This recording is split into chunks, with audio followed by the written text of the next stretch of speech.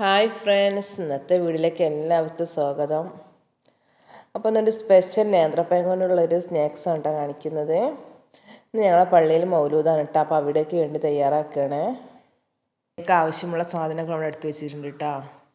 കുറച്ച് നട്ട്സ് എടുത്തിട്ടുണ്ട്, പിന്നെ കുറച്ച് മുന്തിരി, അതുപോലെ നേന്ത്രപ്പഴം, തേങ്ങ ചിരുവിയത്, പിന്നെ ഇത് പൊരിക്കാൻ ആവശ്യമായ മൈദയുടെ ബാറ്റർ തയ്യാറാക്കിയിട്ടുണ്ട് കേട്ടോ. പിന്നെ കുറച്ച് പഞ്ചസാര. ഇനി നമുക്ക് ഈ തേങ്ങയും നട്ട്സൊക്കെ ഒന്ന് വറുത്തെടുക്കാനായി ഒരു കടായി അടുപ്പത്ത് വെക്കാം കേട്ടോ. ഇതിലേക്ക് ഞാൻ ഒരു 3 ടേബിൾ സ്പൂണ് നെയ്യ് ചേർക്കുന്നുണ്ട്. നെയ്യ് നല്ല ചൂടായതിനു ശേഷം നമ്മൾ അരിഞ്ഞു വെച്ച നട്ട്സുകളൊക്കെ ചേർത്ത് കൊടുക്കുക.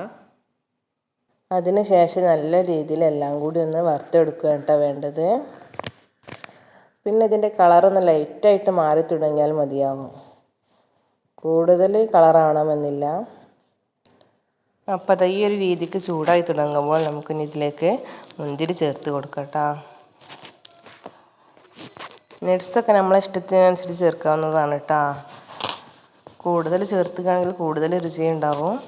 അപ്പോൾ എൻ്റെ കയ്യിൽ അണ്ടിപ്പരിപ്പാണ് ഇട്ടുള്ളത്, അപ്പോൾ ഞാൻ അതാണ് ചെറുതായി കട്ട് ചെയ്തിട്ട് കൊടുത്തിരിക്കുന്നത്. അപ്പോൾ അത് അതുപോലെ നല്ല മുരിഞ്ഞ് വരുമ്പോൾ നമുക്ക് ഇതിലേക്ക് ഇനി നമ്മൾ ചിരവി വെച്ച തേങ്ങ ചേർത്ത് കൊടുക്കാവുന്നതാണ്.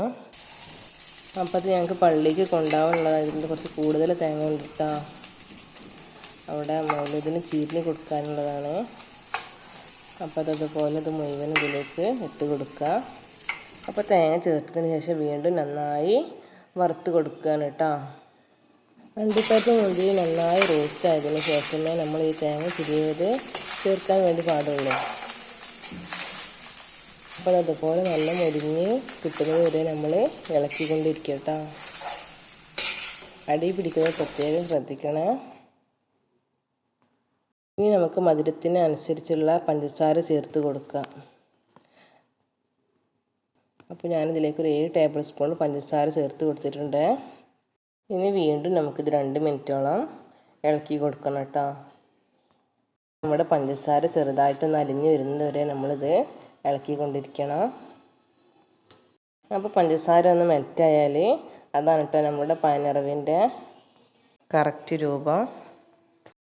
അപ്പോൾ അതാ 2 മിനിറ്റോളം എല്ലാം കൂടി വറുത്ത് കൊടുത്തിട്ടുണ്ട്. അപ്പോൾ ഈ ഒരു രീതിക്ക് നന്നായിട്ടൊന്ന് വറുത്തൊന്ന് യോജിപ്പിച്ച് കഴിഞ്ഞാൽ നമുക്കിനി ഫ്ലെയിം ഓഫ് ചെയ്യാവുന്നതാണ്. അപ്പോൾ നമ്മുടെ മിക്സ് ഇത് അവിടെ റെഡി ആയിട്ടുണ്ട് കേട്ടോ. ഇനി നമുക്ക് ബാക്കിയുള്ള കാര്യങ്ങളൊക്കെ പെട്ടെന്ന് റെഡിയാക്കി എടുക്കാം. അപ്പോൾ നമ്മളെ പഴനിറവിന് പഴുത്ത പഴമുണ്ട് ടേസ്റ്റ്, പക്ഷെ നമുക്കിന്ന് ഒരു മീഡിയം പൈപ്പുള്ള പഴമാണ് കിട്ടിയത്. അപ്പോൾ അത് നമ്മൾ ആവിക്ക് കയറ്റിയെടുത്തതാണ് കേട്ടോ ഇഡ്ഡലി ചെമ്പിൽ. അപ്പോൾ നമ്മളെ പഴത്തിൻ്റെ തൊലിയെല്ലാം കളഞ്ഞ് റെഡിയാക്കി വെച്ചിട്ടുണ്ട് കേട്ടോ. ഇനി നമുക്ക് അങ്ങനെ ഇത് ഫില്ല് ചെയ്യലെന്ന് കാണാം. അപ്പോൾ അതുപോലെ കത്തി കൊണ്ട് നീളത്തിൽ കട്ട് ചെയ്യട്ടോ. 2 അറ്റവും മുറിയാതെ ശ്രദ്ധിക്കണേ. അപ്പോൾ അതുപോലെ ഫില്ല് ചെയ്തെടുക്കുക. ഇനി നമുക്കിത് ഓരോന്നും ഇതുപോലെ അങ്ങനെ ഫില്ല് ചെയ്തെടുത്ത് റെഡിയാക്കി വെക്കാം.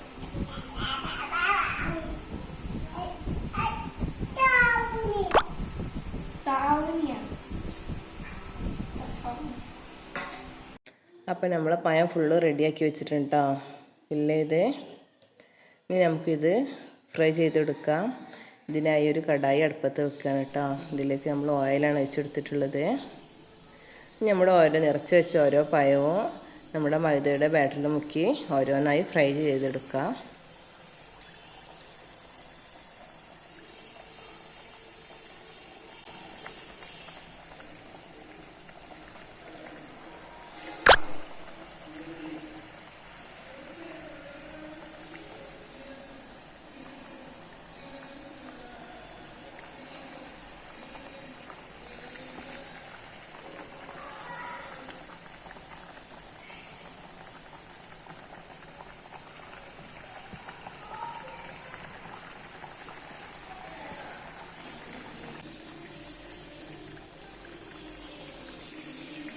അപ്പോൾ അത് അതുപോലെ നല്ല ഫ്രൈ ആയതിനു ശേഷം നമുക്കിത് ഒരു പാത്രത്തിലേക്ക് സെർവ് ചെയ്യാം കേട്ടോ.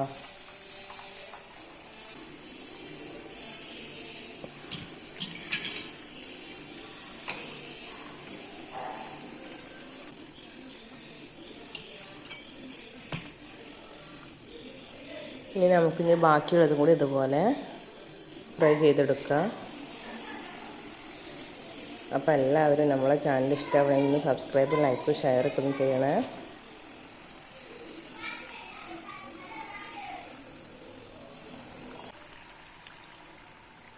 ഇപ്പോൾ നമ്മുടെ പയനർ ഇവിടെ റെഡി ആയിട്ടുണ്ട്.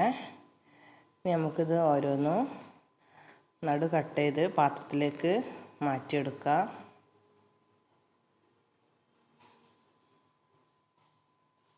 അപ്പോൾ എല്ലാവരും വീട്ടിൽ ട്രൈ ചെയ്ത് നോക്കണേ. നല്ല അടിപൊളി ടേസ്റ്റി ആയിട്ടുള്ള പയനറുമാണ്.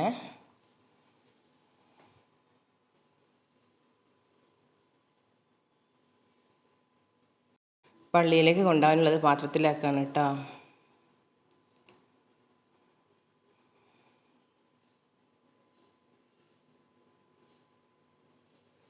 അപ്പോൾ ഇന്നത്തെ വീഡിയോ എല്ലാവർക്കും ഇഷ്ടമാണെന്ന് വിചാരിക്കുന്നു. അപ്പോൾ എല്ലാവരും ലൈക്കും സബ്സ്ക്രൈബും ചെയ്യാൻ മറക്കല്ലേ.